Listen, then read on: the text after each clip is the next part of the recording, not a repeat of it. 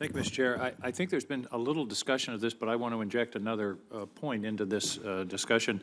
Senator McSally and I are both members also, and Senator Heinrich of the Armed Services Committee.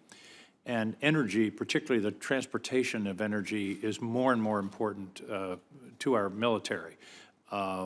Everything from radios on the backs of soldiers to fuel for tanks.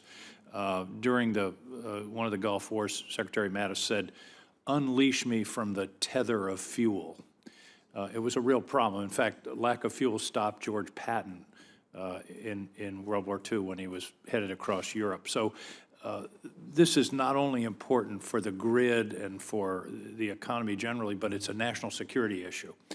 And Senator McSally, Senator Heinrich, and I have a bill, and I think Senator Gardner may have mentioned it, to work to develop a joint project between the Department of Defense, which is already doing research in this area, and ARPA-E, or the Department of Energy. And I hope you will look with favor on that proposal. I think it makes a lot of sense because this is an aspect of this issue that doesn't get all that much discussion. The Defense Department is the largest single energy user in the United States. And battery storage and storage for them is not only something nice to have, important to have, but it's a vital national security concern. I'd like your thoughts on that.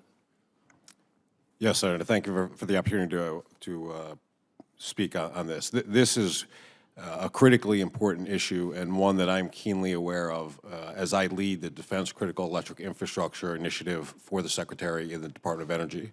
And specifically with regard to that, the Department of Defense has been a close partner in working with the Department of Energy on the nexus of the concept of energy on base, as well as for any of the ancillary capabilities that they actually require.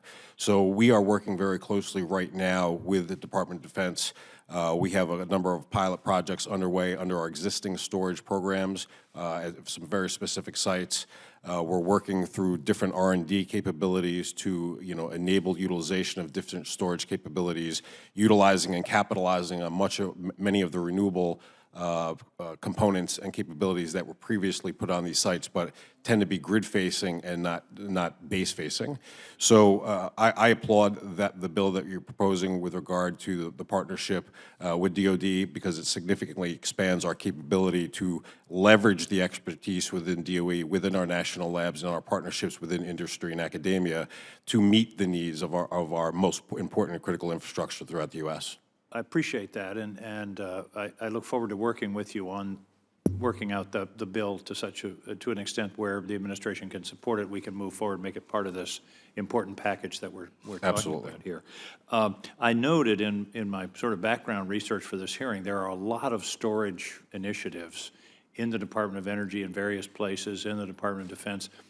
Is there a coordination issue? How do you coordinate all these different programs to be sure that they're sharing information, that one knows what the other is doing? We're not reinventing the wheel in one program that we've already covered in another. Thank you, Senator. That goes back to the heart of Senator Heinrich's question.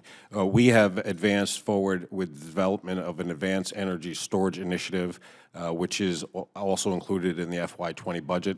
That initiative, led by the Secretary, cuts across all of the different departments, ARPA-E, the Department of the Office of Science, all the applied sciences, to aggregate all of the otherwise disparate efforts on storage capability, both from a bi-directional electric storage down to flexible resource storage. So basically running the full gamut, everything that incorporates and is covered in a number of the other bills, things like transportation, battery waste management, coordination with the states, the regulatory components, and most notably, really driving down the cost and safety of long-term storage. So the DAYS program that was put forward by the ARPA-E department, in fact, was really meant to be and driven by, and we worked in close partnership with the ARPA-E department to drive things like defense critical installation. So that $30 million funding opportunity that went out for 10-hour to 100-hour long-term storage is one of the initiating factors to bring us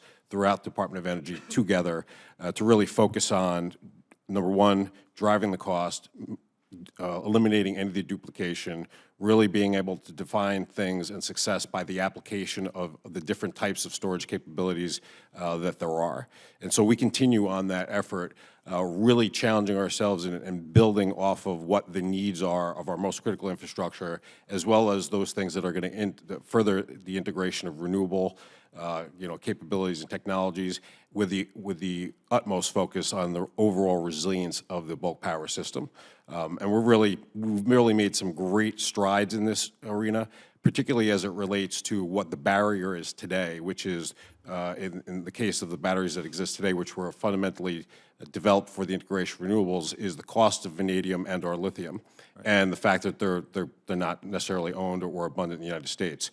We have broken that nexus, and now we're focused on other chemistry solutions that break us away completely from any of the supply chain risks and the costs associated that today eliminate us driving the cost of vanadium or lithium down. So through aqueous solution, redox equation, chemistry innovation, we are driving these costs down significantly while simultaneously breaking that supply chain and reliance on things like vanadium or lithium or things that are otherwise rare earth minerals controlled by other countries that we don't necessarily get along with. Thank you. That's wonderful analysis. Mr. Chairman, can I follow up with one additional question?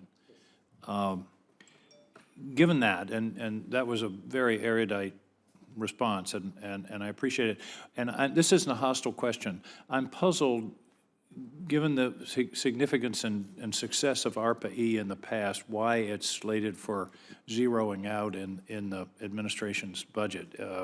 It seems to me it's been one of the most successful of Department of Energy programs, and I just worry that if it goes away, there'll be a loss of impetus behind the research imperative that we have in this area. Excellent question. And so similar to the Advanced Energy Storage Initiative, one of the things that we are trying to do is cut across, or what we are doing, and I'll give you another example where we've done that, cut across the different silos that exist through different varying platforms that enable us to join the forces of the different departments. So similar to that Advanced Energy Storage Initiative that I mentioned earlier, in the Grid Modernization Initiative, which up until last year was simply a partnership between EERE as well as the Office of Electricity, my office, we've now further expanded that platform to include the 5 applied sciences and many of the function capabilities, depending on what the determination appropriations is for ARPA-E, and some of the functions there. So ARPA-E has been working very closely with each of the applied sciences and the Office of Science, and we believe that there's an opportunity to consolidate